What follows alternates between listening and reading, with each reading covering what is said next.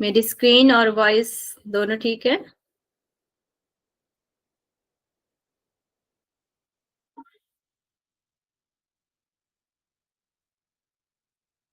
आ रही है आवाज?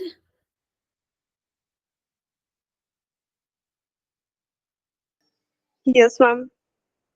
रिप्लाई करिया करे जरूर, जल्दी से, ठीक है।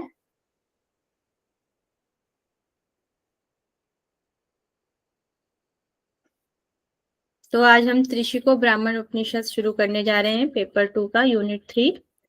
ये हमारा 4th योग उपनिषद है हमारे सिलेबस में, त्रिशिको ब्राह्मण उपनिषद। स्लाइड शुरू करने से पहले हम थोड़ा सा बुक वाले से देख लेते हैं, उसके बाद हम स्लाइड से स्टार्ट करेंगे।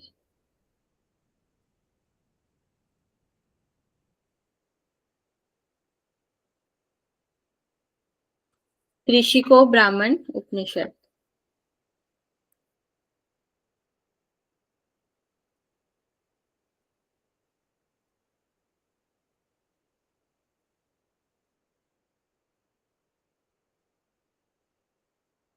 तो इसमें क्या क्या चीजें हैं वो देख लेते हैं। तो यह उपनिषद शुक्ल यजुर्वेद परंपरा से संबंधित है। इसमें ब्रह्म प्राप्ति के उपायभूत अष्टांग योग का मुख्यतः प्रतिपादन है।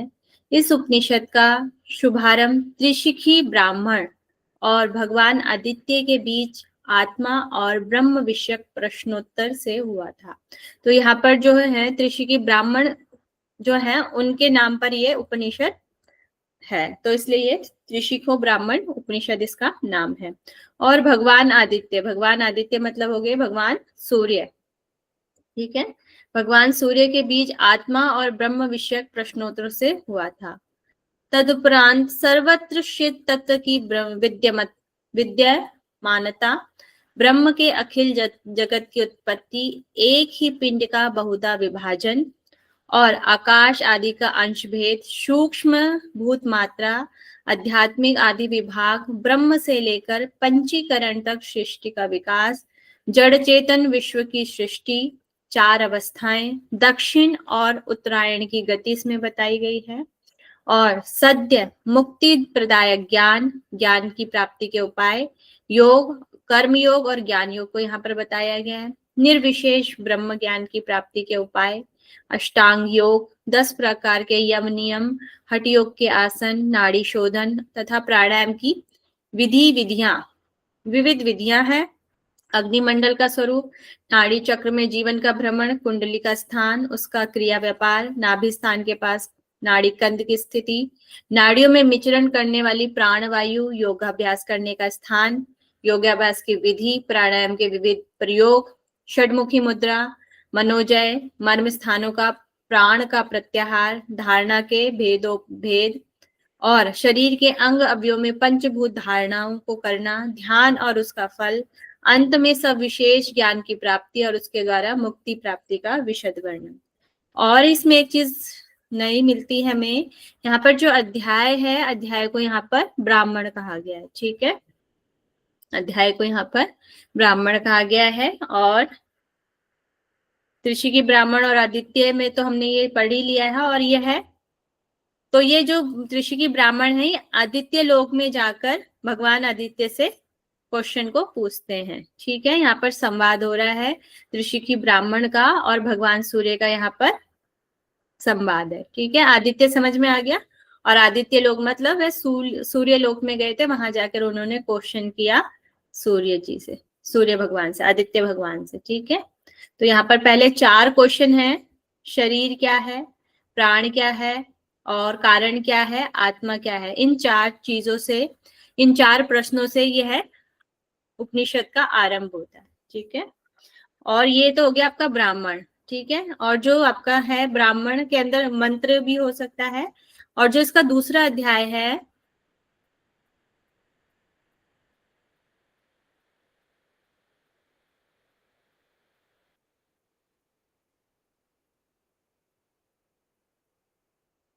दूसरा अध्याय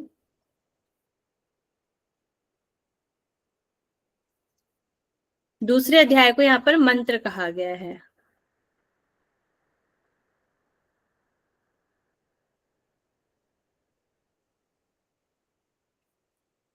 चला गया शायद ऊपर।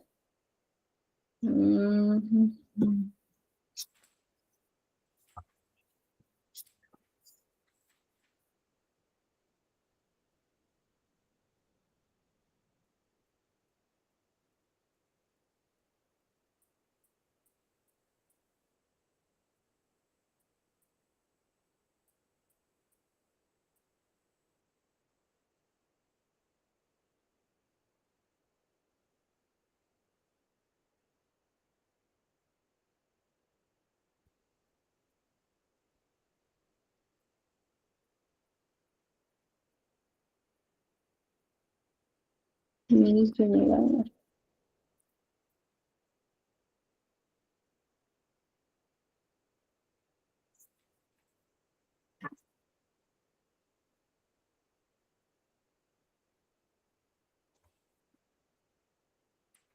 तो जो आपका दूसरा अध्याय है, जैसे पहले अध्याय को ब्राह्मण कहा गया है, दूसरे अध्याय को मंत्र कहा गया। अभी ऊपर नीचे जा रहा है एकदम से, तो इसलिए हो नहीं पा रहा है। एक बार और देख लेते हैं।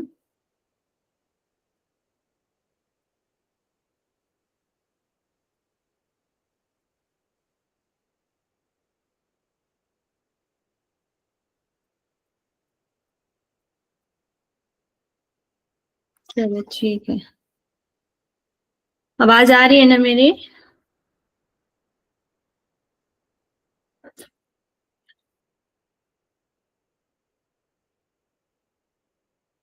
No reply. Yes ma'am. तो अब हम स्लाइड से स्टार्ट करते हैं। तो यहाँ पर जो सिलेबस है, हमारा सिलेबस क्या है? कर्म योग है, ज्ञान योग है और अष्टांग योग यहाँ पर बताया गया है।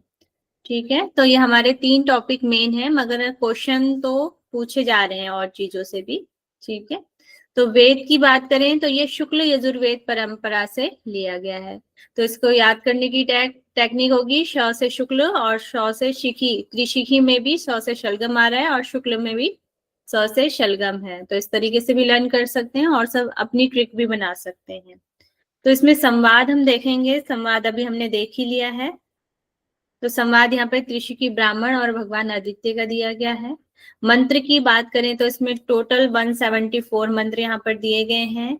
तो यहाँ पर अध्याय को ब्राह्मण कहा गया है। जो मंत्र में 1 से 9 मंत्र यहाँ पर बताए गए हैं, और जो मंत्र 2 है, मंत्र 2 में 165 मंत्र यहाँ पर दिए गए हैं। ठीक है, फिर हम योग की बात कर लें तो योग में यहाँ पर कर्म योग, ज्ञान योग और अष्टांग योग का वर्णन यहाँ पर मिलता है। यम की बात करें तो यम 10 है, नियम भी 10 है। आसन की बात करें तो आसन यहाँ पर 17 है। नाड़ियों की बात करें तो यहाँ पर 72,000 नाड़ियां हैं। 72,000 नाड़ियों में भी यहाँ पर 10 प्रमुख बताई गई हैं, मगर जो हमने योग चूड़ामणि उपनिषद में 10 पढ़ी थी, वहां से थोड़ी सी अलग यहाँ पर दी गई है। नाड़ियों के नाम यहाँ पर अलग हैं। ठीक है, प्राण की बात करें तो ये 10 प्राण यहाँ पर बताए गए हैं। धारणा की बात करें तो यहाँ पर 5 धारणाएं हैं, उनके स्थान अलग अलग दिए गए हैं। और मर्म स्थान की बात करें तो यहाँ पर 18 मर्म स्थान हैं।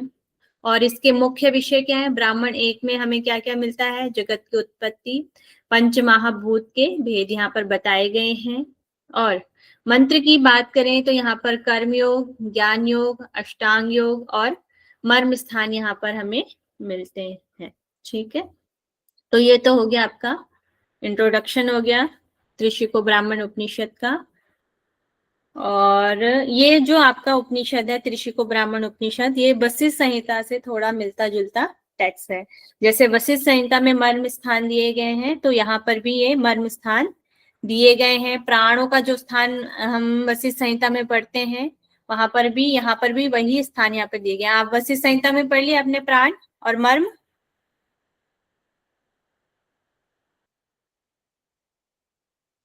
जी मैम। हाँ, तो जो प्राणों की चर्चा वहां पे, प्राणों के स्थान की चर्चा हुई है, वही यहाँ पर भी की गई है। ठीक है, और मर्म स्थान भी हमें यहाँ पर मिलते हैं। तो यहाँ पर जो मर्म स्थान है उनकी संख्या 18 है। ओके, ये स्लाइड सभी को?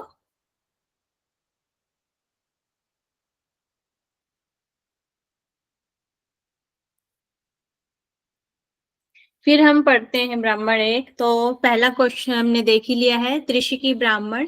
इस उपनिषद का आरंभ करते त्रिशिकी ब्राह्मण और भगवान आदित्य के बीच आत्मा और ब्रह्म विषय प्रश्नों से उत्तरवा। यहाँ से भी क्वेश्चन आ चुका है एक बार। त्रिशिकी ब्राह्मण के 4 प्रश्न क्या है? शरीर क्या है, प्राण क्या है, कारण क्या है और आत्मा क्या है। ठीक है, ये तो 4 क्वेश्चन हो गए पहले।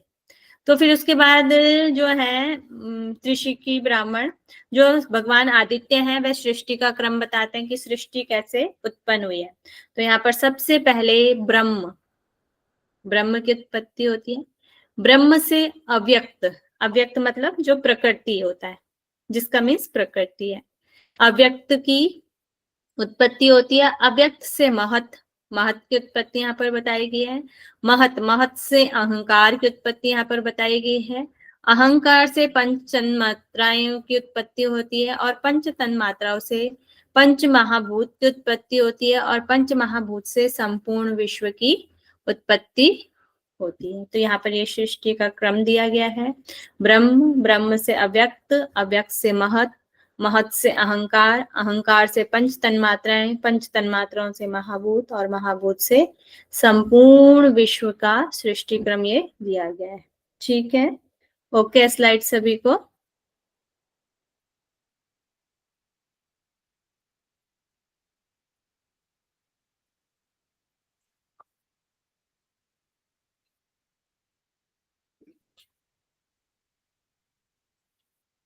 डाउट है किसी को?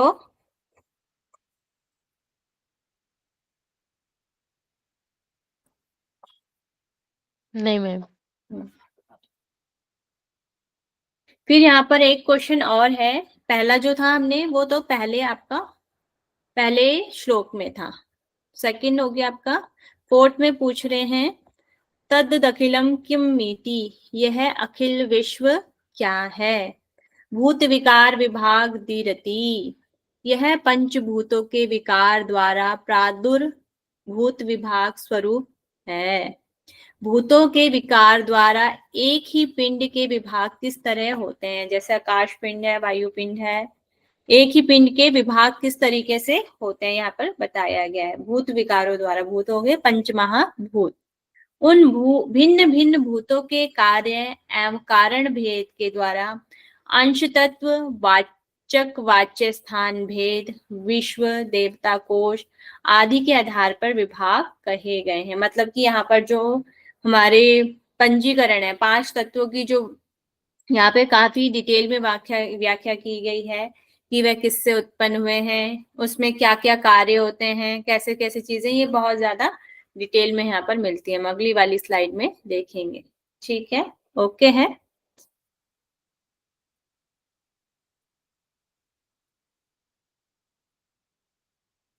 फिर यहाँ से क्वेश्चन देख लीजिए।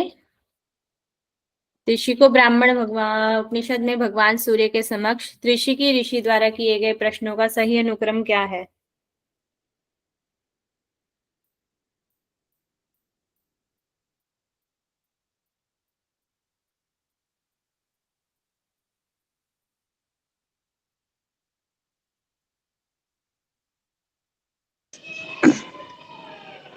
फोर्थ होगा ना मैम?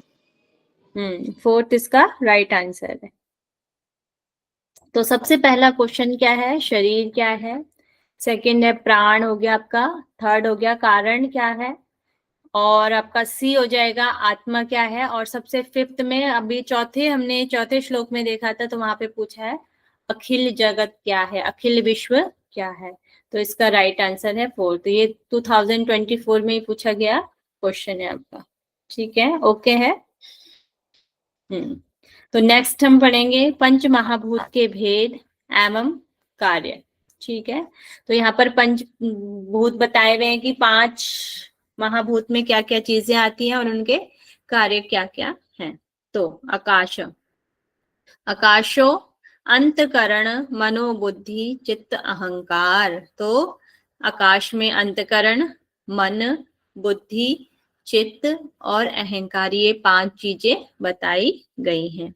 और इसके कार्य क्या है? ज्ञान, संकल्प, निश्चय, अनुसंधान, अभिमान, आकाश कार्यांतकरण विषया।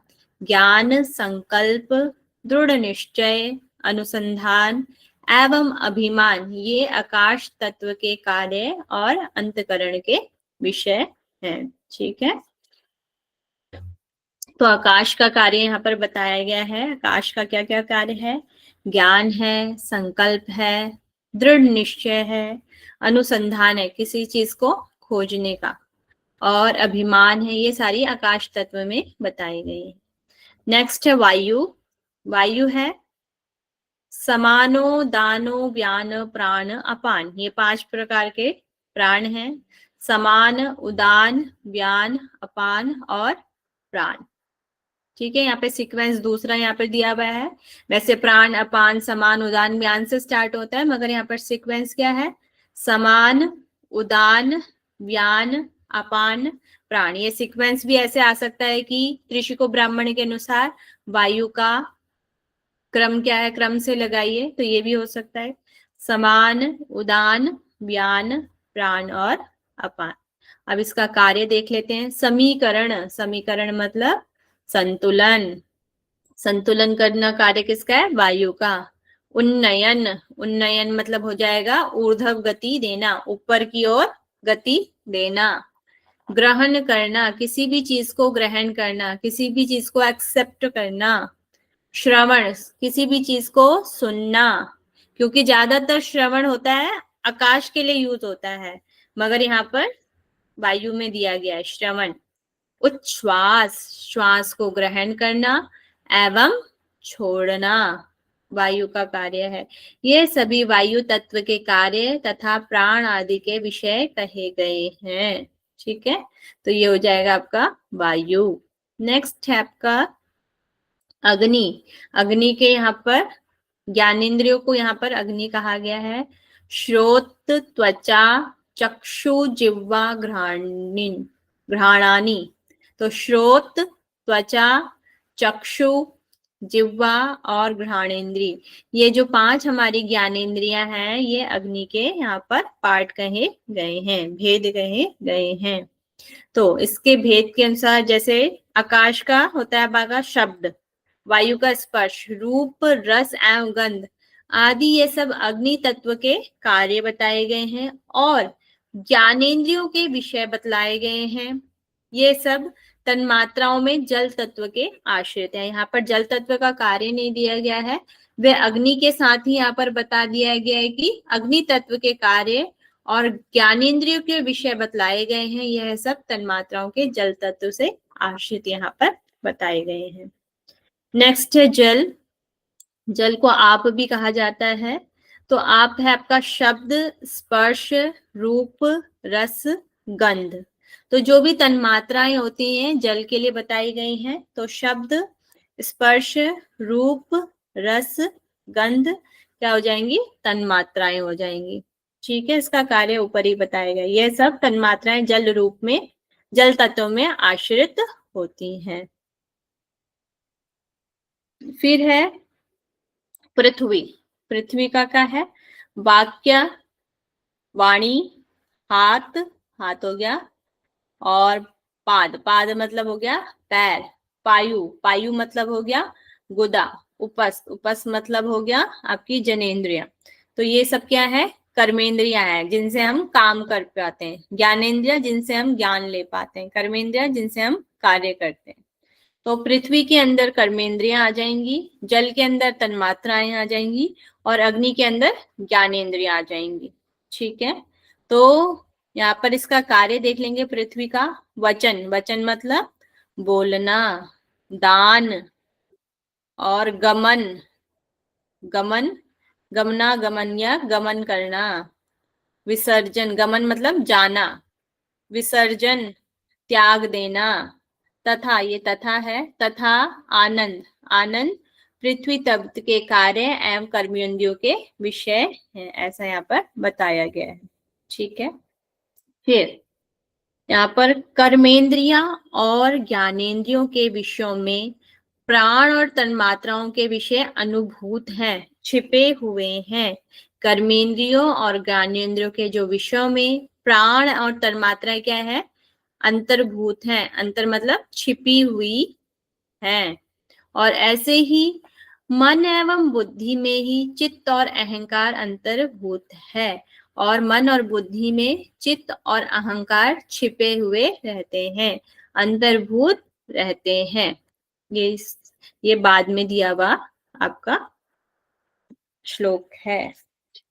ओके है सभी को?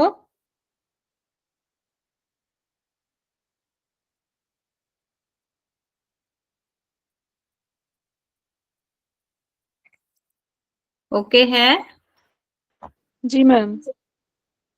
तो इसके कार्य एक बार ये देख लेंगे, इनको अच्छे से लर्न कर लेंगे। ये वाला भी इस बार मैंने ऐड किया है क्योंकि आ रहे हैं क्वेश्चन, कहीं से भी क्वेश्चन आ सकता है। ठीक है, फिर आ जाता है आपका मंत्र 2। ये सारे मंत्र 1 में थे, ब्राह्मण 1 में थे, अब आ जाता है इसमें मंत्र 2। तो हमारा जैसे अभी आपने गीता पढ़ा होगा, गीता में ये था ना, दक्षिणायन में मरने पर क्या होता है और उत्तरायण में मरने पर क्या होता है, किसी को याद है?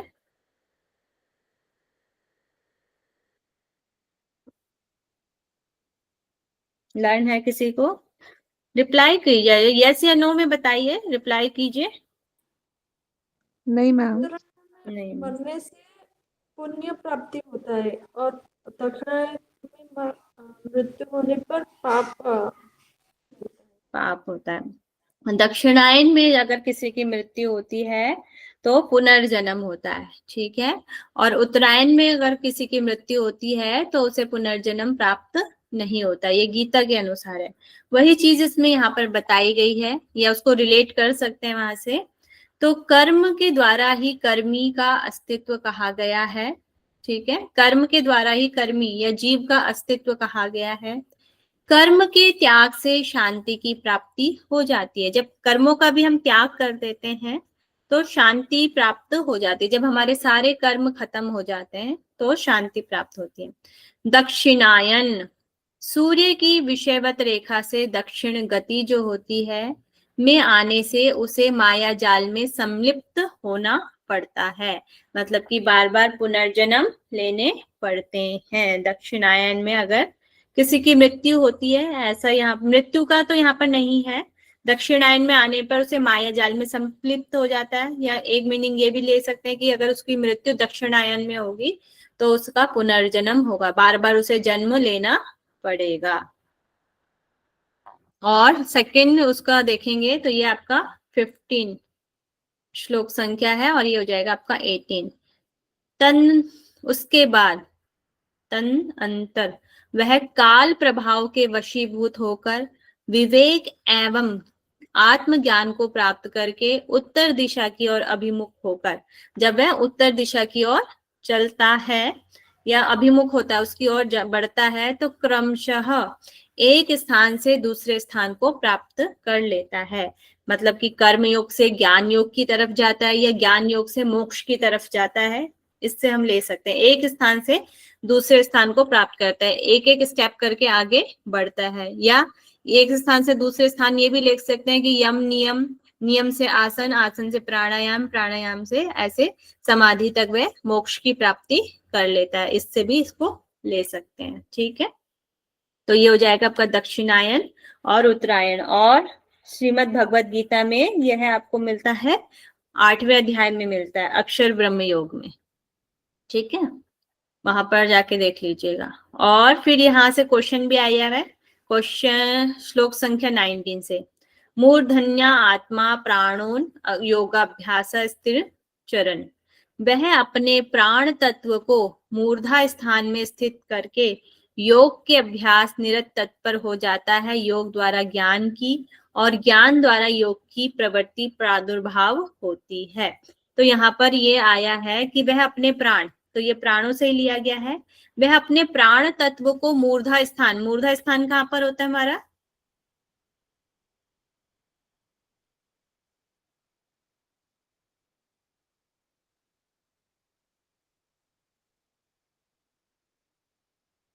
मूर्धा स्थान तालु के आसपास जो ब्रह्मरंध्र है, तो वह अपने प्राण तत्व को मूर्धा स्थान में स्थित करके योग के अभ्यास, योग का अभ्यास करते हुए निरंतर तत्पर हो जाता है। उसी में, योग के अभ्यास में ही तत्पर हो जाता है, निरंतर रहता है, रेगुलर रहता है। योग द्वारा ज्ञान की और ज्ञान द्वारा, पहले क्या होता है, कर्मयोग, कर्मयोग से ज्ञान योग की ओर बढ़ता है, ज्ञान योग द्वारा योग की प्रवृत्ति प्रादुर्भाव होती है। और योग की प्रवृत्ति मतलब है आगे की ओर बढ़ता है, प्रवृत्ति प्रादुर्भाव उत्पन्न होती है। यहाँ से क्वेश्चन भी आ चुका है। ओके है।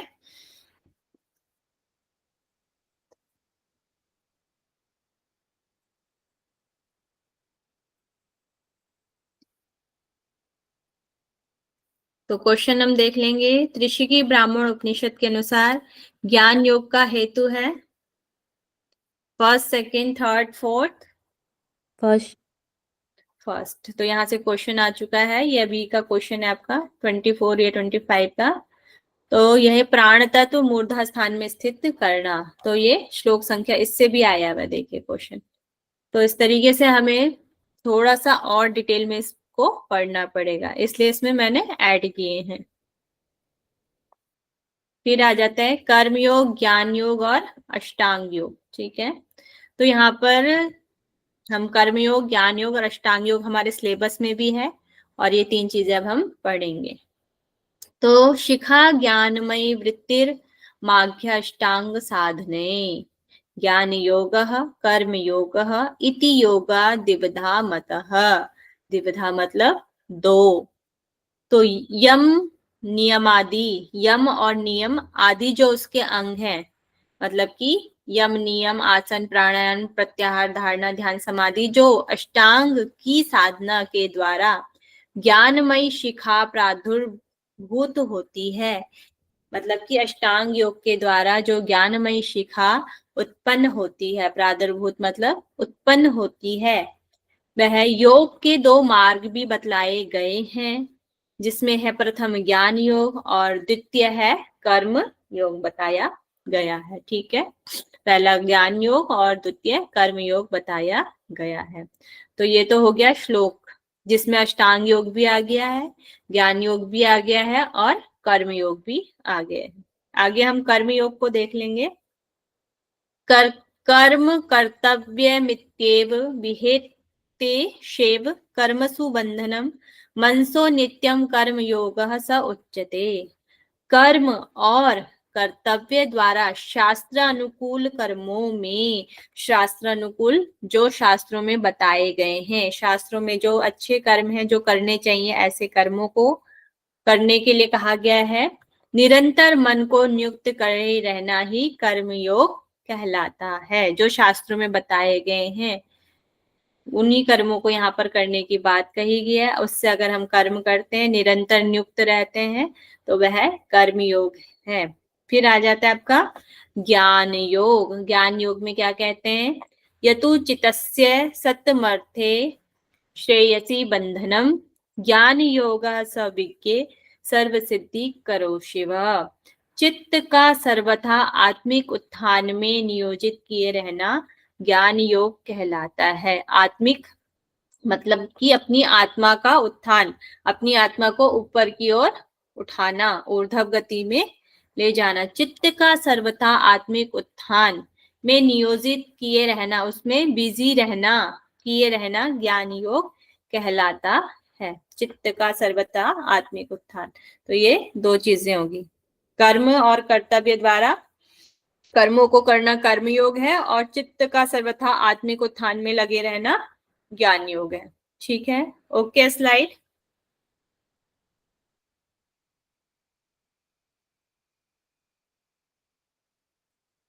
कोई भी एक स्टूडेंट रिप्लाई करा करें।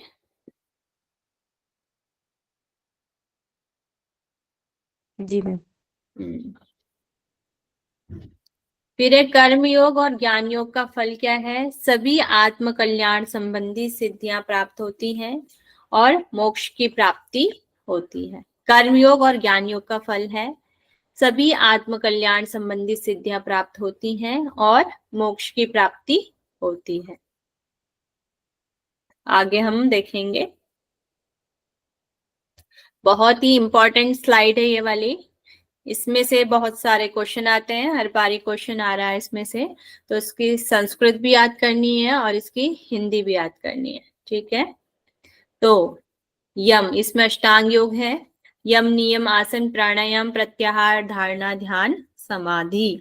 तो इंद्रिये देहे इंद्रियेषु वैराग्यम यम इत्युच्यते बुद्धये, मतलब देहे, देहे मतलब शरीर, एवं इंद्रियों, इंद्रियेषु मतलब इंद्रियों के प्रति सभी तरह से वैराग्य भावना ही यम कहलाती है।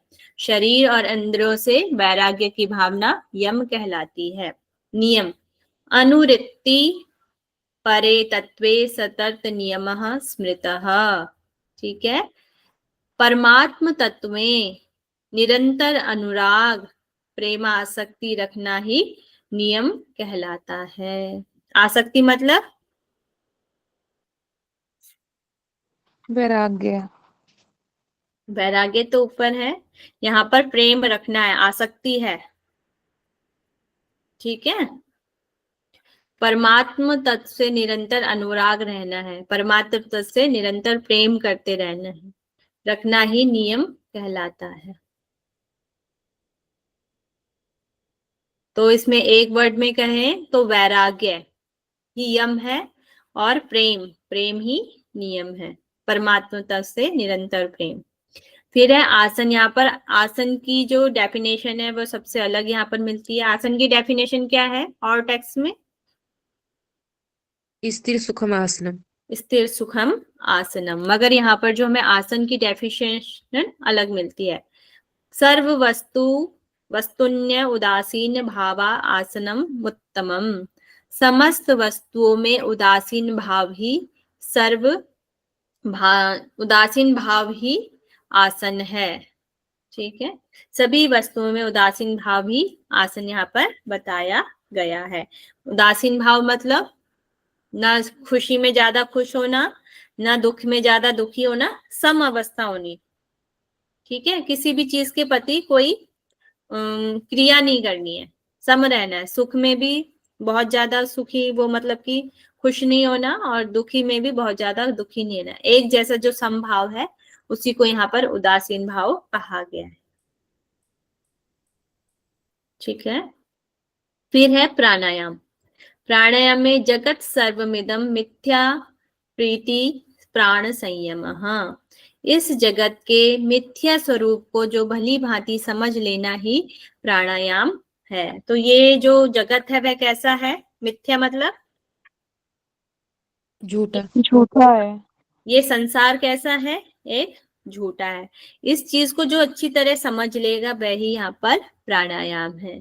जो हम और टेक्स्ट में अष्टांग योग पढ़ते हैं, जो डेफिनेशन वहां पढ़ते हैं, उनसे ये अलग डेफिनेशन है। तो इसको हम अच्छे से लर्न करेंगे कि त्रिशिको ब्राह्मण उपनिषद में अष्टांग योग क्या दिया गया है, ठीक है। इसमें कंफ्यूज नहीं होना है, क्योंकि कई बार आता है तो फिर हम उस वक्त कंफ्यूज होते हैं कि उसमें तो ये दिया गया है, उसमें ये, हमें जिसमें जो दिया गया है वैसा ही याद करना है। फिर है प्रत्याहार। चित्तस्यांत अंतर्मुखी भावो प्रत्याहारस्तु सततम। तो चित्त का अंतर्मुखी भाव ही प्रत्याहार कहलाता है। ये तो थोड़ा रिलेट है औरों से भी। तो चित्त का अंतर्मुखी भाव ही प्रत्याहार कहलाता है, ठीक है।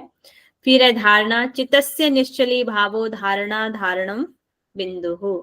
चित्त का निश्चल अचल भाव धारण कर लेना ही धारणा है। मतलब जो चित्त है हमारा, उसका निश्चल, निश्चल मतलब कोई भी चंचलता ना होना, जो स्थिर हो जाए, चित्त का स्थिर होना, अचल भाव होना ही धारणा कहलाता है। फिर है ध्यान। सोहम चिन्ह मात्र वेति चिंतनम ध्यान मुच्यते। मैं चिन्ह मात्र स्वरूप हूँ, यही चिंतन भाव ध्यान कहा गया है। मैं ही ब्रह्म हूँ, यही जो भाव है, यह चिंतन भाव यहाँ पर ध्यान कहा गया है, ठीक है। फिर है समाधि। ध्यानस्य विस्मृति सम्यक समाधिरे भिधीयते। ध्यान का पूर्ण रूप से विस्मरण कर देना ही समाधि कहलाता है। मतलब कि जिस चीज का हम ध्यान कर रहे हैं पूर्ण रूप से विस्मरण, उसको भी भुला देना। हम जिस चीज का भी ध्यान कर रहे हैं वह भी भूल जाना, विस्मरण कर देना ही समाधि कहलाता है। ठीक है, ओके है। जी मैम।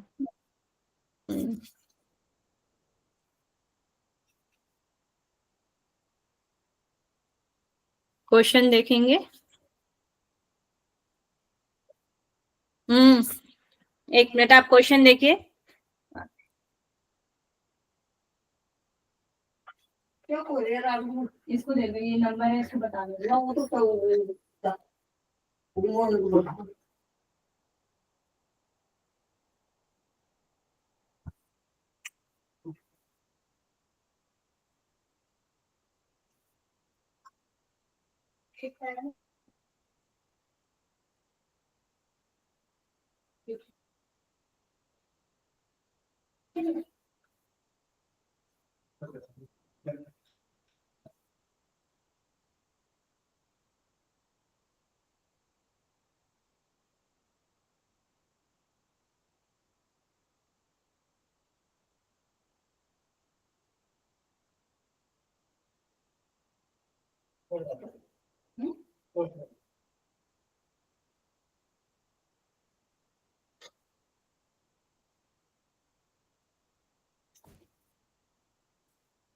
तो एक मिनट देखिए, मैं आ रही हूँ, एक मिनट में।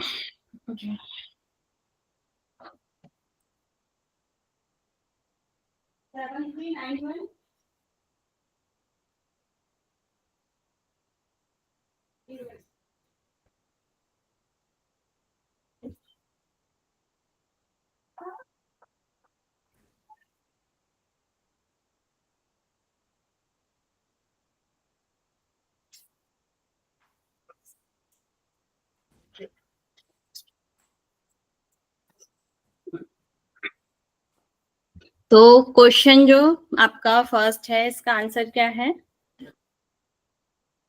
2। 2। तो निश्चितस्य निश्चली भावः, तो चित्त का निश्चल भाव में आना ही धारणा है। ठीक है, और इस वाले का क्या आंसर है? 1। 1, यम। तो अनुसार शरीर और इंद्रियों के प्रति पूर्ण वैराग्य ही यम बताया गया है। प्रेम होना, परमात्मा तत्व से प्रेम होना क्या है? नियम।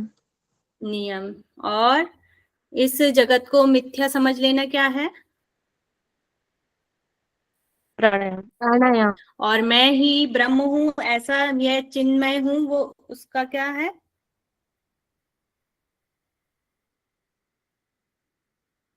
मैं ही ब्रह्म हूं, मैं ही चिंतन, ऐसा चिंतन करना, ध्यान। वह ध्यान है। और ध्यान को भी पूर्ण रूप से विस्मरण कर देना क्या है?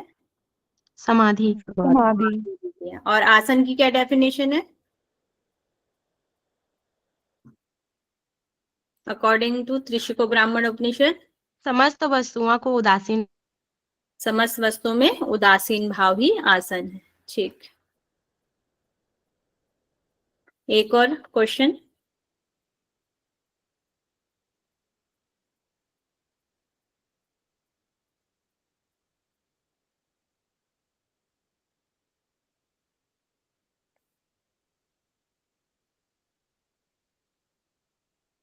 फर्स्ट। फर्स्ट रॉन्ग है।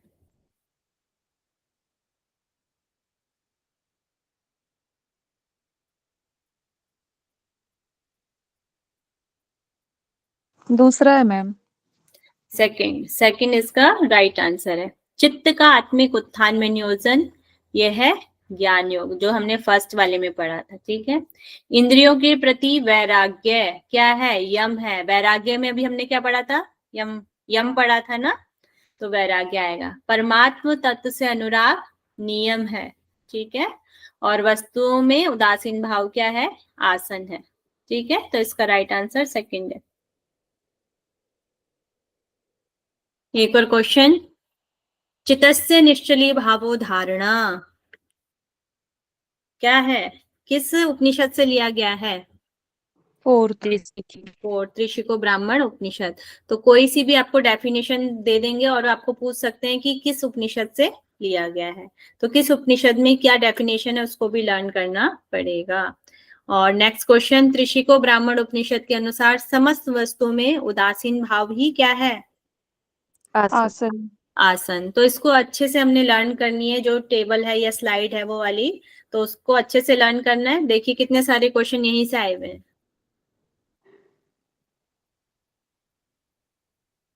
नेक्स्ट है अष्टांग योग।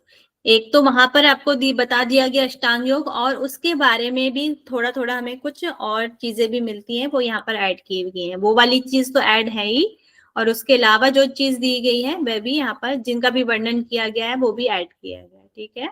यम, इंद्रियेषु वैराग्यम यम इत्युचे बुद्धः। शरीर व इंद्रियों के प्रति सभी तरह के वैराग्य भावना ही यम है। और यहाँ पर 10 प्रकार के यम बताए गए हैं। 10 प्रकार के यम हम किस किस में पढ़ते हैं? हठयोगिता और वशिष्ठ संहिता। वशिष्ठ संहिता, इनमें भी हमने 10-10 यम पढ़े हैं। और हठ प्रदीपिका में वैसे नहीं दिए गए हैं, आपके टिप्पणी के आधार पर दिए गए हैं। वहां पर पूरा वर्णन हमें नहीं मिलता, टिप्पणी में मिलता है। वहां पर बताया गया है यमों में श्रेष्ठ क्या बताया गया है वहां पर? मिताहार। मिताहार। और नियमों में श्रेष्ठ क्या है?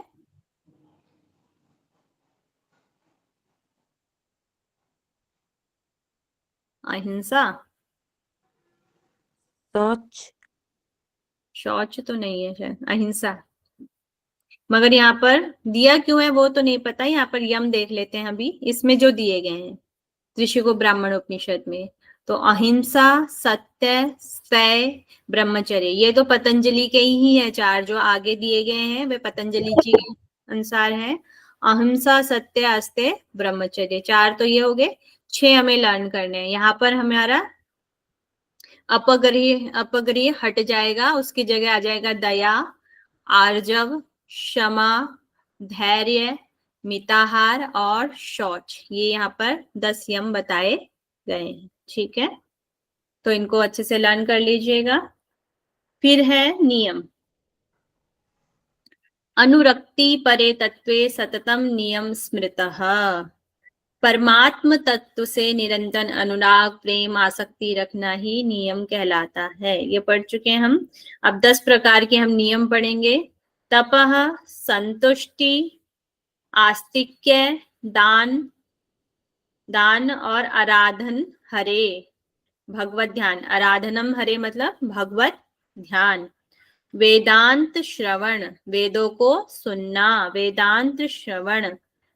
च, उसके अलावा ही मतलब लज्जा। मति मतलब बुद्धि। और जप मतलब जो हम जप करते हैं वही।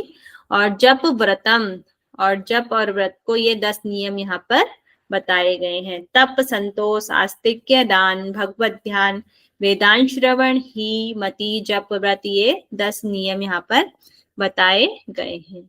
ओके सभी को।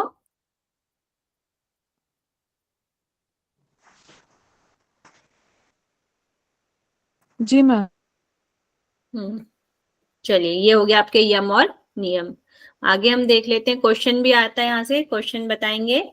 आंसर, त्रिशिको ब्राह्मण उपनिषद में वर्णित 10 यमों का सही क्रम क्या है?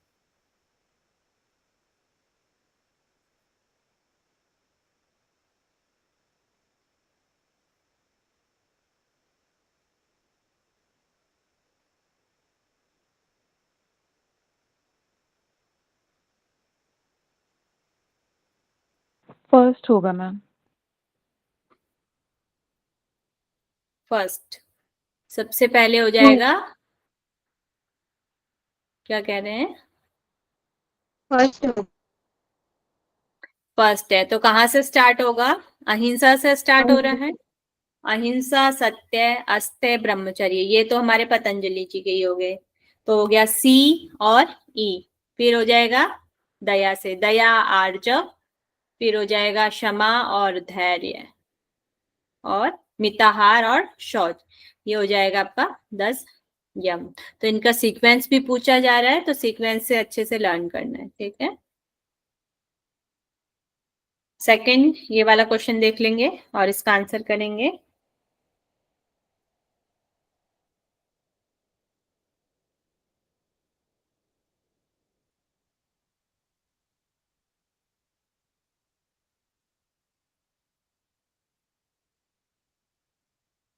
बी। यम है। कौन सा कह रहे हैं?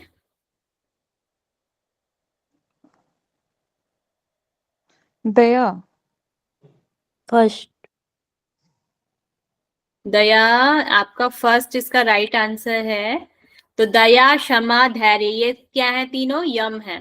दान और व्रत क्या है? नियम है। तो दया, क्षमा, धैर्य दान के ही पार्ट है, यम के पार्ट है, सॉरी यम है। तो दया, क्षमा, धैर्य, और दान और व्रत क्या है आपके?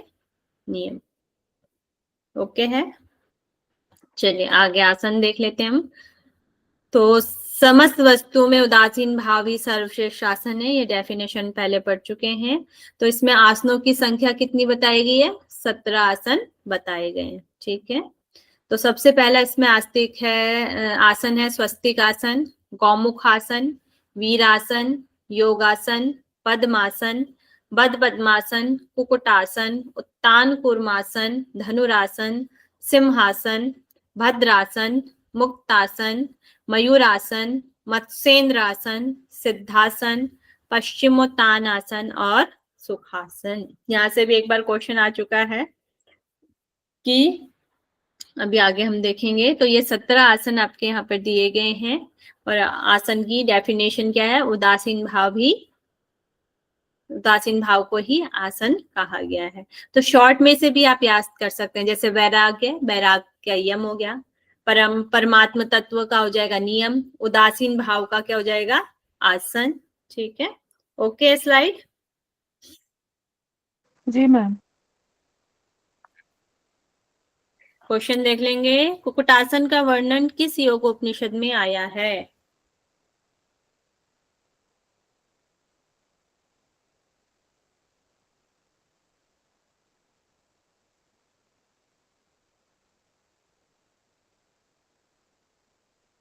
अभी हम कौन सा उपनिषद पढ़ रहे हैं? तीसरी ब्राह्मण उपनिषद। तीसरी ब्राह्मण उपनिषद। तो ये क्वेश्चन उसमें कुकुटासन 7th नंबर पर है। कहाँ पर है कुकुटासन? 7th नंबर पर दिया गया है। तो ऐसे भी पूछ सकते हैं। ज्यादातर जो हमारे योग उपनिषद है, योग उपनिषद में जो 17 आसन बताए गए हैं वे ज्यादातर इसी में बताए, नहीं तो ज्यादातर 4 आसन या हमें 2 आसन या 1 आसन का ही वर्णन हमें उपनिषदों में मिलता है, ठीक है। अब इसके हम विधि देख लेते हैं। तो स्वस्तिक आसन है। स्वस्तिक आसन में क्या है? दोनों पैरों के तलवों को दोनों जानुओं मतलब घुटनों के मध्य में करके बैठना ही स्वस्तिक आसन है। तो जैसे हम सभी में देखते हैं जैसे स्वस्तिक आसन है वही यहाँ पर बताया गया है, ठीक है।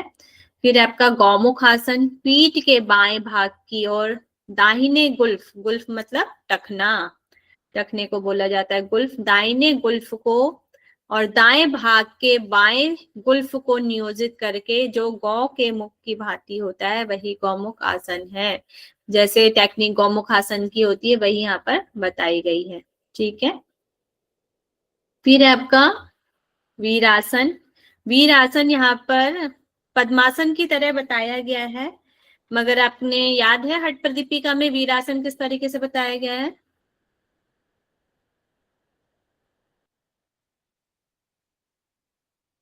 तो वहां पर जो वीर आसन है वहां पर अर्ध पद्मासन की जो स्थिति है उसको वीर आसन वहां पर कहा गया है। मगर यहाँ पर जो वीर आसन है वहां पे पद्मासन जैसी स्थिति यहाँ पर बताई गई है। एक चरण को बाईं जंघा पर, दूसरे चरण को दाहिनी जंघा पर निश्चल भाव से आरोपित करें। मगर इसमें डिफरेंस क्या है? यहाँ पर निश्चल भाव यहाँ पर दिया गया है, मतलब कि स्थिर रहना है, हिलना डुलने के लिए यहाँ पर मना किया गया है। निश्चल भाव से, स्थिर भाव से करने के लिए कहा गया है पद्मासन, सॉरी वीरासन। नेक्स्ट है योगासन। योगासन में कह रहे हैं दाहिने एड़ी को गुदा भाग के बाईं ओर और बाईं एड़ी के गुदा भाग के दाहिनी ओर लगाकर बैठना ही योगासन है। तो दाहिनी एड़ी को गुदा भाग के बाईं ओर और बाईं एड़ी को गुदा के दाहिनी ओर लगाकर बैठना ही योगासन कहलाता है। ये योगासन की टेक्निक यहाँ पर दी गई है। नेक्स्ट है पद्मासन। दोनों जंघाओं और दोनों पैरों के पंजों को प्रतिष्ठित करके बैठना ही पद्मासन कहलाता है। और सभी आसनों में से केवल पद्मासन का ही यहाँ पर लाभ दिया गया है, इसको ध्यान में रखेंगे। समस्त व्याधियों एवं विषयों का नाश करने वाला है। एक चीज यहाँ पर नहीं क्या कही गई है, यहाँ पर जो पद्मासन है, पद्मासन को विषयों का नाशक भी कहा, विनाशक भी कहा गया है, मतलब कि विष को नाश करने वाला भी कहा गया है। ये चीज नहीं है। और यहाँ से क्वेश्चन आ सकता है कि त्रिशिको ब्राह्मण उपनिषद के अनुसार विषयों का नाश करने वाला आसन कौन सा है, तो वह हो जाएगा आपका पद्मासन। और जितने भी हम टेक्स्ट देखते हैं उसमें आरोग्यता के लिए पद्मासन में बोला गया है, सर्व पाप प्रणाशनम बोला गया है, मगर यहाँ पर समस्त व्याधियों और विषयों का नाश करने के लिए कहा गया है। इसमें पद्मासन का जो लाभ यहाँ पर बताया गया। ठीक है, फिर नेक्स्ट है आपका बद्ध पद्मासन। टेक्निक वही है जो सभी में है। पद्मासन में अच्छी तरह से आसीन होने के पश्चात दाहिने हाथ से बाएं पैर के अंगूठे को और बाएं हाथ से दाहिने पैर के अंगूठे को पकड़ना ही बद्ध पद्मासन कहलाता है। पीछे से हाथ लेके आने हैं और अपने पैरों के अंगूठे उल्टे अपने अपोजिट हैंड से पकड़ने के लिए यहाँ पर कहा गया है। ठीक है, तो ये हो गया बद्ध पद्मासन। ओके सभी को।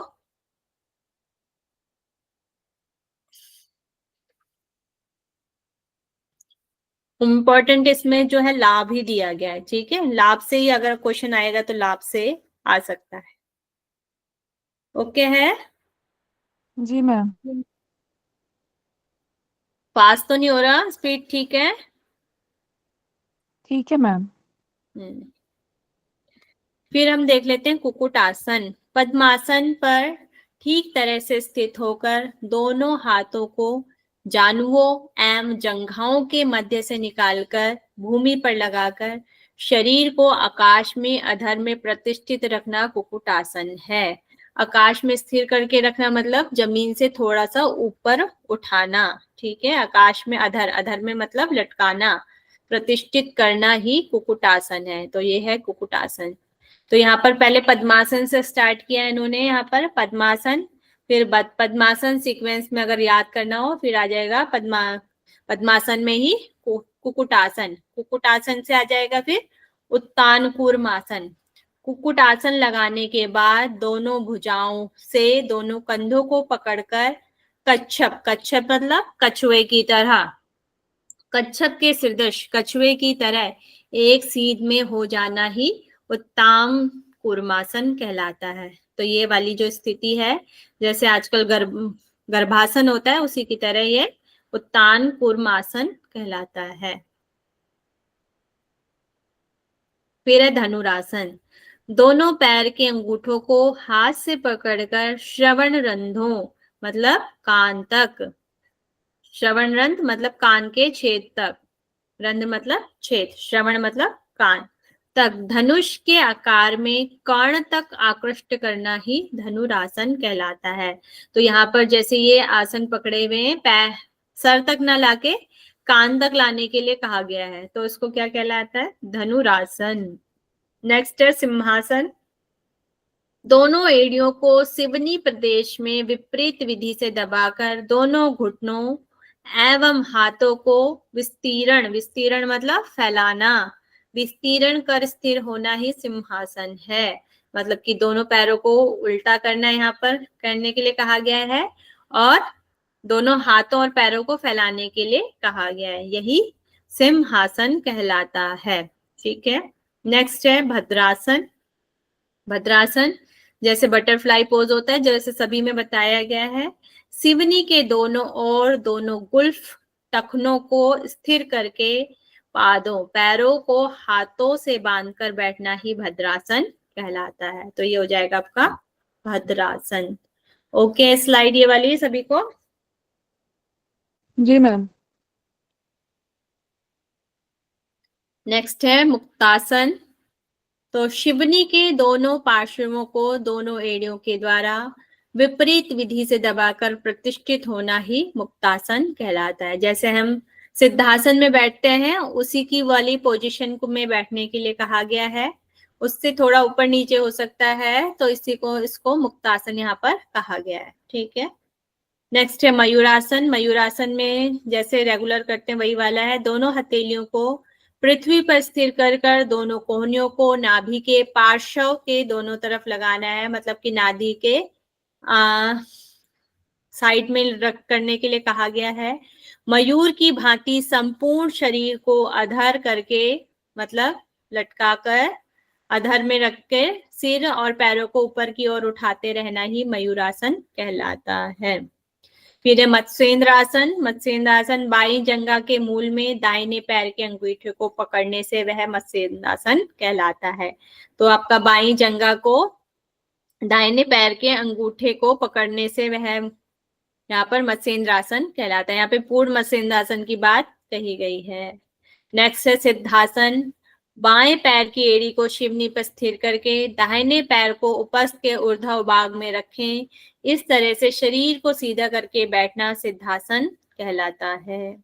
फिर आपका पश्चिमोत्तानासन। दोनों पैर को जमीन में फैलाकर दोनों हाथों के द्वारा पैर के अंगूठे को पकड़ लें, पुनः सिर को घुटनों पर स्थिर करना पश्चिमोत्तानासन कहलाता है। फिर है सुखासन। सुखासन जिस किसी प्रकार से बैठने पर सुख एवं स्थिरता मिले वैसे ही बैठना सुखासन कहलाता है। तो ये सारे आपके 17 आसन हो गए। लाभ केवल पद्मासन का दिया गया है, इसको ध्यान में रखेंगे। आसन का फल बात करें तो सभी आसनों को जिसने कर लिया है, जिसने सभी आसनों को वश में कर लिया है, वह तीनों लोकों को मानो जीत लिया हो, तीनों लोकों को वश में कर लिया हो। फिर इसके बाद एक डेफिनेशन है, यम नियम और आसन आदि के द्वारा संयुक्त होकर सम्यक रूप से सर्वप्रथम नाड़ी शोधन करके तदुपरांत प्राणायाम करना चाहिए। तो यहाँ पर प्राणायाम से पहले 4 चीजें करने के लिए कही गई हैं। तो सबसे पहले हो जाएगा यमश्च यम, नियमश नियम, आसनई आसन को करना है, और फिर सुयत होकर सम्यक रूप से सर्वप्रथम नाड़ी शोधन करके तदुपरांत उसके बाद प्राणायाम करने के लिए यहाँ पर कहा गया। पहले नाड़ी शोधन करनी है और उसके बाद प्राणायाम। तो क्वेश्चन बन सकता है त्रिशुको ब्राह्मण उपनिषद के अनुसार प्राणायाम से करने से पहले कितनी चीजें करनी चाहिए, उसका सीक्वेंस भी आ सकता है। तो यम नियम आसन और नाड़ी शोधन, तो ये 4 चीजें आपको करने के लिए कही गई हैं। ठीक है, ओके। स्लाइड सभी को।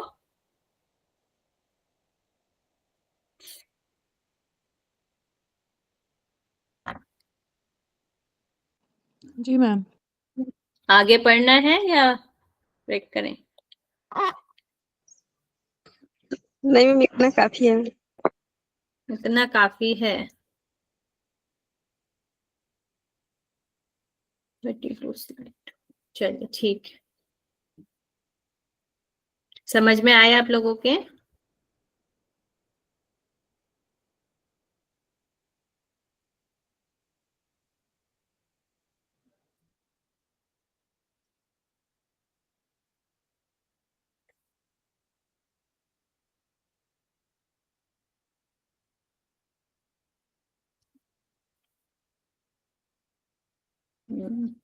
चलिए हम क्वेश्चन आंसर कर लेते हैं। ऋषिको ब्राह्मण उपनिषद किस वेद से लिया गया है?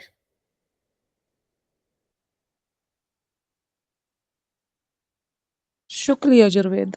शुक्ल यजुर्वेद से लिया गया है। टोटल इसमें कितने मंत्र दिए गए हैं?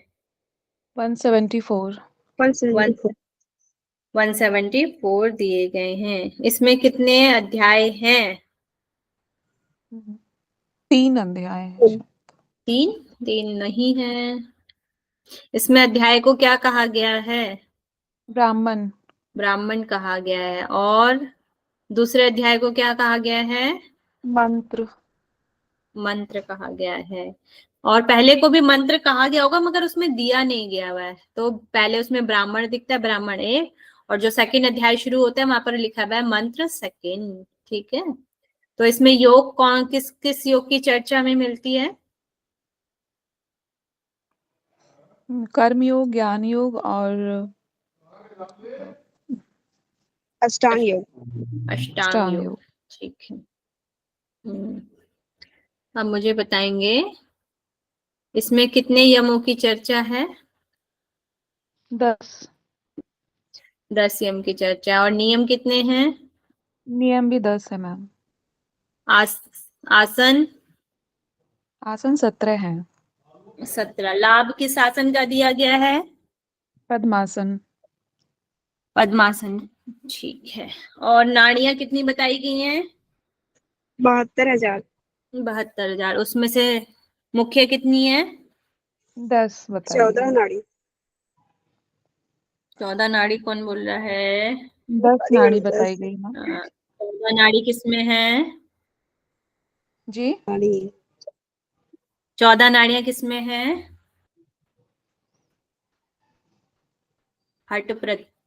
हट रत्नावली और वशिष्ठ शिव संहिता, उसमें है 14 नाड़ियां ना। नेक्स्ट मुझे बताएंगे प्राण। प्राण के कितने प्रकार बताए गए हैं?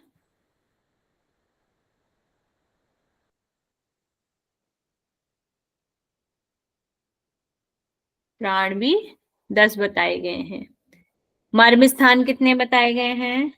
18। 18 और और किस टेक्स्ट में हम मर्म देखते हैं? वशिष्ठ संहिता। वशिष्ठ संहिता में। तो इसमें संवाद किसका मिलता है हमें? त्रिशिखी ब्राह्मण और आ, आत्मा आदित्य। आदित्य, भगवान भगवान। आदित्य। हाँ, आदित्य मीन्स क्या होता है? सूर्य भगवान। सूर्य भगवान। ठीक है। और त्रिशिखी ब्राह्मण क्या प्रश्न करते हैं सूर्य जी, आदित्य जी से, आदित्य भगवान से? शरीर शरीर क्या क्या है, है? आत्मा क्या है। हम्म। क्या है? हम्म। सीक्वेंस से कौन बताएगा? मैम मैं बताती हूँ। हम्म।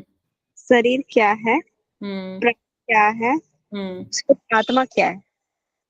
कारण क्या है? थर्ड हो जाएगा आपका कारण क्या है, और फोर्थ हो जाएगी आत्मा क्या है। ठीक है, सीक्वेंस से लर्न करें क्योंकि सीक्वेंस से आ रहा है। तो सृष्टि के क्रम में सबसे पहले उत्पत्ति किसकी होती है? ब्रह्म जी की। ब्रह्म की। ब्रह्म की। ब्रह्म के बाद अव्यक्त अव्यक्त के बाद जी। महत। महत्व, महत महत्व की। महत्व के बाद महत के बाद पंच बुद्धि। महाभूत, पंच नहीं, अहंकार। अहंकार। अहंकार के अहंकार बाद के पंच बाद बुद्धि। तन्मात्राएं। पंच तन मात्राएं, और पंच तंत्र मंत्रों के बाद पंच पंच महाभूत, उसके बाद सृष्टि। पूरा संपूर्ण विश्व की होती है। ठीक है। पंच महाभूत के भेद। आकाश के कितने भेद हैं? 5। कौन कौन से 5 भेद हैं?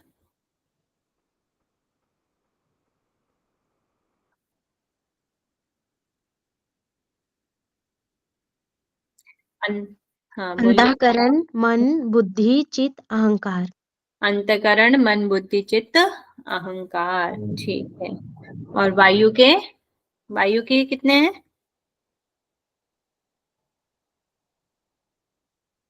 सभी के 5 हैं। ठीक है, सभी के जो भेद हैं वे 5 हैं। कितने मतलब आकाश के कितने भेद हैं? 5 5 है सभी के। ठीक है, मगर और उनके कार्य अलग अलग हैं। तो वायु का कहाँ से स्टार्ट है? जैसे और टेक्स्ट में प्राण से स्टार्ट होता है, यहाँ समान से स्टार्ट है। समान, उदान, व्यान, अपान और प्राण। ठीक है। अग्नि। अग्नि के कौन से हैं? अग्नि में क्या आ जाएंगी?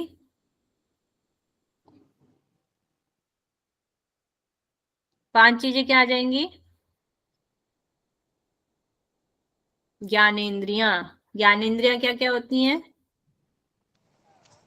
आँख, कान, नाक, जीभ, त्वचा। आँख, श्रोत, त्वचा, चक्षु, जिह्वा, घ्राणेन्द्रिय। और जल में क्या आ जाएंगी? तन्मात्राएं। तन्मात्राएं कौन सी होती हैं? शब्द, स्पर्श, रूप, रस, गंध। शब्द, स्पर्श, रूप, रस, गंध। गंध, रस, गंध। पृथ्वी में क्या आ जाएंगी? कर्मेंद्रियां। कर्मेंद्रियां क्या होती हैं? हाथ, पैर, पैर, गुदा, उपस्थ, उपस्थ। गुदा, और ऊपर। एक रह गया, वाणी। वाणी, हाथ, पैर, गुदा, उपस्थ, वाक भी बोल सकते हैं। ठीक है, इनके कार्य भी देख लीजिएगा एक बार। ठीक है,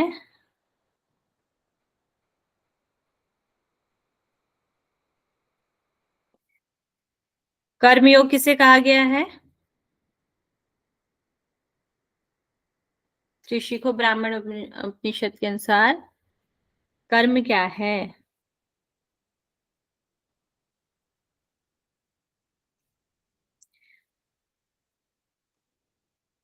कर्म और कर्तव्य द्वारा शास्त्र अनुकूल कर्मों को करना ही कर्म कर्म। है।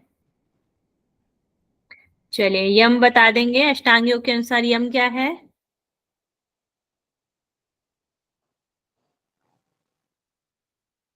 कोई भी आंसर नहीं आ रहा।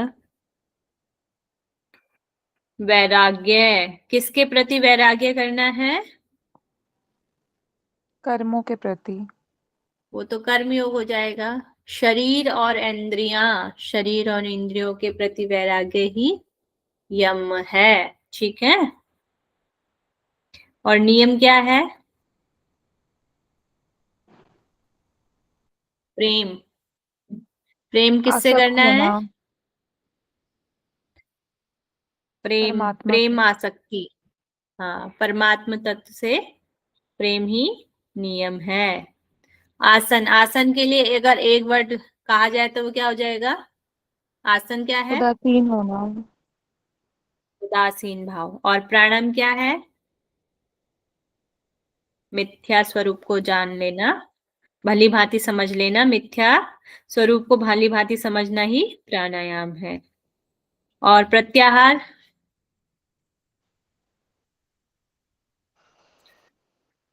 चित्त का अंतर्मुखी होना प्रत्याहार है। चित्त का निश्चल अचल भाव धारणा है। और चिन्ह मात्र स्वरूप मैं हूं, यही आपकी ध्यान है। और ध्यान को भी पूर्ण विस्मरण कर देना आपकी समाधि है। समाधि। ठीक है। तो चलिए, आज इतने ही क्वेश्चन करते हैं, फिर आगे हम कल करेंगे।